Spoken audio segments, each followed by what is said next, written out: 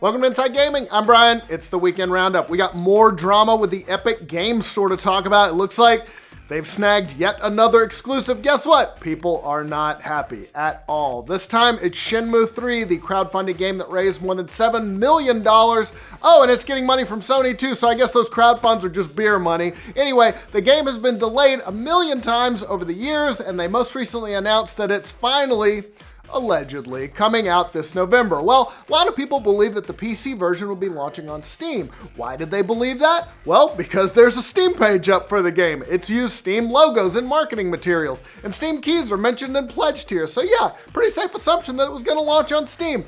But no, in a Kickstarter update this week, EastNet announced that it would be an Epic Games Store exclusive. Dum, dum, dum. Because why not lie to your most passionate fans? They wrote, development for Shenmue 3 has been moving forward using Unreal Engine, and the support we've received from Epic has been excellent.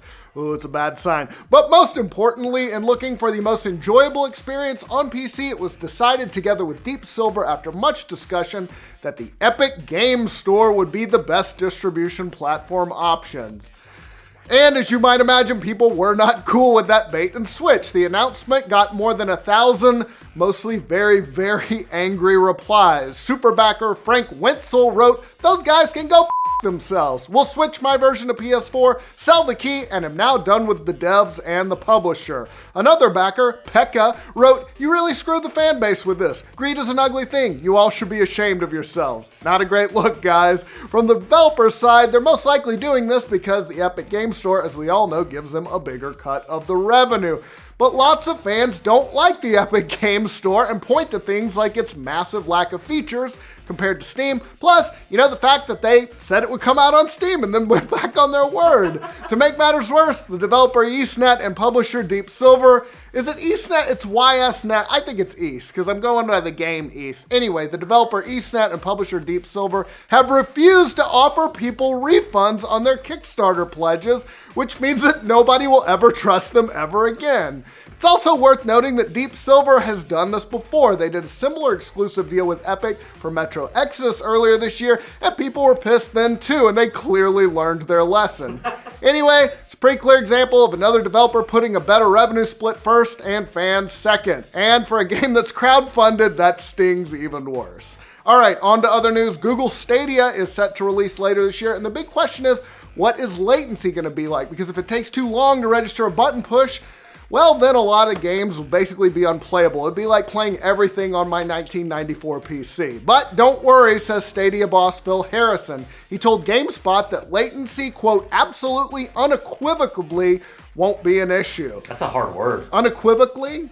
Unequivocally. I put a B in there. Yeah, that you didn't did. You belong said there. unequivocally. We're moving on. That's because of the investments that we are making in the hardware and the fundamental networking fabric in the compression and encoder and the way we transport the bits from our data center to your home.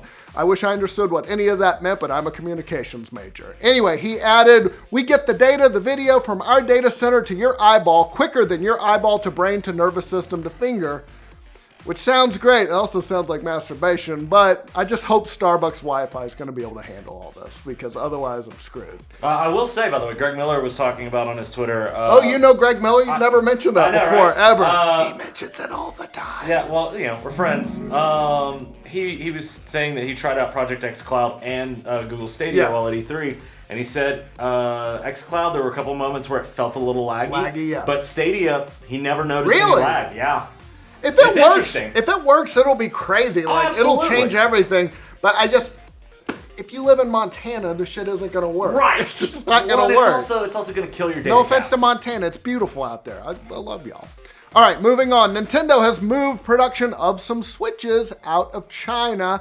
That's because of an ongoing trade war between China and the US that could lead to tariffs on Chinese imports. The Wall Street Journal reports that the 2 new Switch models that are headed for the US will be made elsewhere, probably in Southeast Asia. Now, Nintendo hasn't announced those new models yet, but it's pretty much expected that they'll unveil 2, a lower cost, smaller Switch, and a beefed up Pro model. If they want to sell them in the US and not pay a 25% tariff, they're going to produce them elsewhere. The state of California, not happy with Riot Games these days. They're investigating gender discrimination at the studio, and they have now sued to force Riot to give them more info. In a press release, the California Department of Fair Employment and Housing said it's looking into, quote, alleged unequal pay, sexual harassment, sexual assault, retaliation, and gender discrimination in selection and promotion. Wow, that's a lot. The investigation began in October, but they said that Riot has refused to provide the agency with information so that it can analyze whether women are paid less than men. So they're filing a lawsuit to force Riot to comply.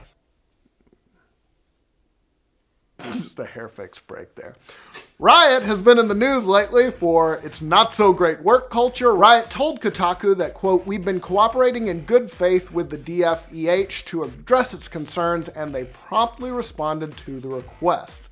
Now, one of the highlights of E3, actually the highlight of E3, was probably Keanu Reeves popping up both at the conference and in Cyberpunk 2077. Well, now we know a little bit more about what his role will be in the game. We didn't really feel like this was crossing into spoiler territory, but just in case, here's your chance to skip ahead to the timecode on the screen to avoid hearing more. Okay, the gaming channel Skill Up tweeted that Keanu isn't some random cameo. He's your sidekick for the entire game, and he lives inside your head. Holy crap. And then CD Projekt Red seemed to confirm that, responding with, dude, spoiler alert. So, looks like we're gonna have a lot more Keanu in the game. Always a good thing. Speaking of E3, you know what? I'm mad about something. Let's talk about it.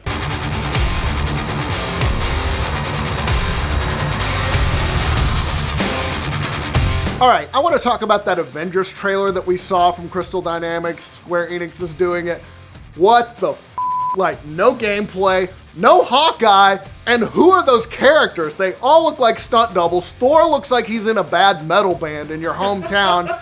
Tony Stark looks like, I don't know what, is he on helium? He doesn't sound right. I know these are not the original actors. They didn't want to spring that money, but still. Like, the costumes, I saw people complaining about the costumes. The costumes didn't bug me as much as the faces.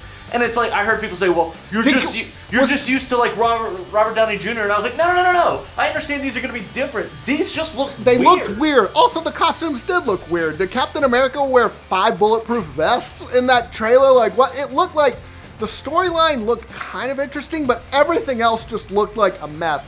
We don't know how it's going to handle. Where is Hawkeye? And Thor is a dumb bass player. Well, so and he's also, it looks like he's wearing a collection of saucepan lids on his torso. You've been working on that one for a while, and you got it off. There it goes. Boom. Anyway, I don't know. Hopefully it'll be better than what we've seen, but for now... All right, I feel better. Do you feel better? I feel great, It's nice to get stuff off your chest every once in a while. Let's talk games coming out next week. Up first, have you ever wanted to combine the fun of tabletop games with the awkwardness of VR? Not really. I mean, I love tabletop games, but I don't really feel the need to combine them with VR. Well, can you at least pretend, Aaron? Go just for the bit? Sure. Jesus sure. Christ. Sure. All right. Just start over. Up first, have you ever wanted to combine the fun of tabletop games with the awkwardness of VR? You know I have, Brian. Brother, do I have a game for you. It's called Mini Mech Mayhem. In it, you control a little mech on a board against other players. You input the movements and attacks at the beginning of each turn and then watch it play out to see how right or most likely how wrong you were. There are also power cards. Everything's got cards these days. They give you special abilities to help destroy your opponent's little mechs. You can pick this one up for PSVR on June 18th. Next up, porting over to PSVR and PS4, it's Luna. Coming from a studio founded by the dev team behind Journey, Luna is a fable about a bird, an owl, and the moon, where you'll need to solve puzzles to create miniature musical worlds, reawaken shadowy forests, and more. It's won a few awards for the best VR game, and now it's making its way to PSVR and PS4 June 18th. It's rare that we get to use the words cute and first-person shooter in the same sentence. Here we are, though. Lovely Planet 2 April Skies is, and I want to quote the developer here, a sequel to the most adorable first-person shooter Gun Ballet. I don't know what that means. You'll run, jump, and bounce your way through an abstract world, all while shooting rage-filled bad guys and dodging bullets. You don't hear the word ballet a lot in video games. That's a really, it's a very underserved genre. Oh wow, well stay tuned. Well anyway, this one is releasing June 18th for PC. In Citizens of Space, you're the ambassador of Earth, to the Galactic Federation. Only bad news, the Earth has somehow gone missing. You'll need to recruit citizens across the Federation to help you solve the mystery of your missing planet and find the world-nabbing culprit. Your investigation starts on June 18th on PC, PS4, Xbox One, and Switch. It's been a busy week. I'll be honest with you, I could use a vacation, but as I'm usually chained to my desk writing dailies, roundups, randomly being trapped inside a laptop, I'll have to settle for a virtual vacation. Vacation Simulator is from the same people who brought us Job Simulator, which means this time, instead of being a robot pretending to be a working human, you'll be a robot pretending to be a not working human. As in the vacationing type, not in the dead type of not working. Anyway, you'll splash in a virtual sea, eat virtual s'mores, throw virtual snowballs, and your virtual kids will probably yell at you and say they want to go back to a virtual home. And you can even take virtual selfies, just like a real human. We'll all get to take our virtual vacations with PSVR on June 18th.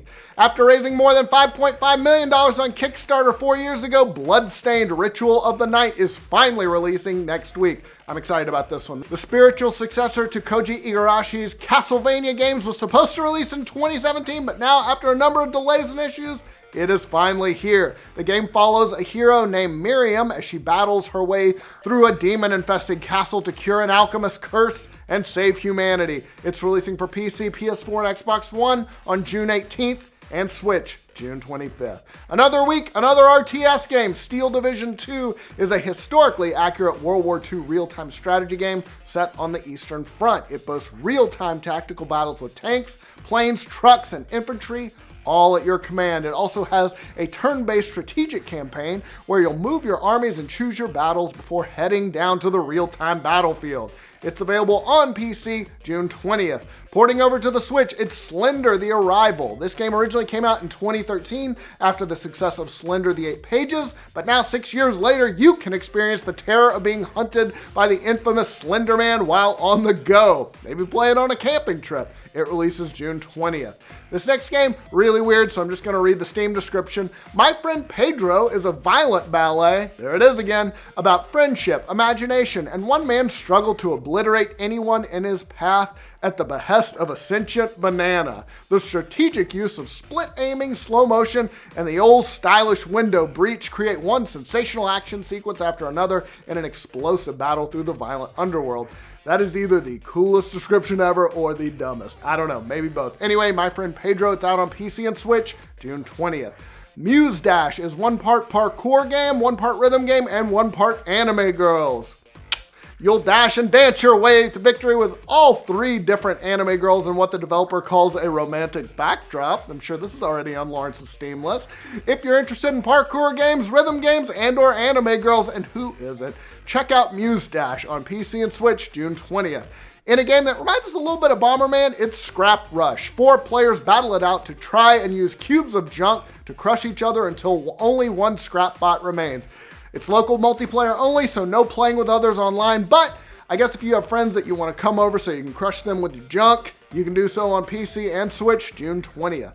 1980X is an homage to gaming in the 80s. I remember those days. And in true 80s fashion, it's a coming-of-age tale where we follow the story of Kid. Not a kid, Kid with a capital K. Kid lives in suburbia with a capital S, where he discovers a local arcade and finds new worlds and new meaning in video games. You'll play through, that's not historically accurate, it should be a pizza parlor, if this is the 80s. You'll play through a number of different classic arcade game types to build up Kid, and with each game, the line between reality and games begins to blur. Of course it does. 1980X is available for PC and PS4 June 20th. Staying with the classic video game feel, it's Steel Sword Story. It's a dark fantasy action title with swords, sorcery, and an old school look that developers say is for fans of true 2D gaming. So if you're one of those true fans, you can pick this one up for PC June 21st. And finally this week, it's a big one. Crash Team Racing is back. Crash Team Racing Nitro Fuel gives you the CTR experience fully remastered with the original game modes, tracks, power-ups, weapons, and controls, while including additional karts, tracks, and arenas from Crash Nitro Kart. It releases on PS4, Xbox One, and Switch on June 21st. All right, that is all we've got for you for the roundup today. Hope you have a great weekend. We'll see you right here soon. Bye. Remember when everyone cared about E3? Aw, man, come on. is still kind of there for now. Yeah, you know what? I'm excited about it. Me too. For decades, E3 reigns supreme as the biggest gaming event of the year. It's great. It's where all the big gaming studios, publishers, and hardware makers turn out to show audiences, retailers, and journalists like us their hot new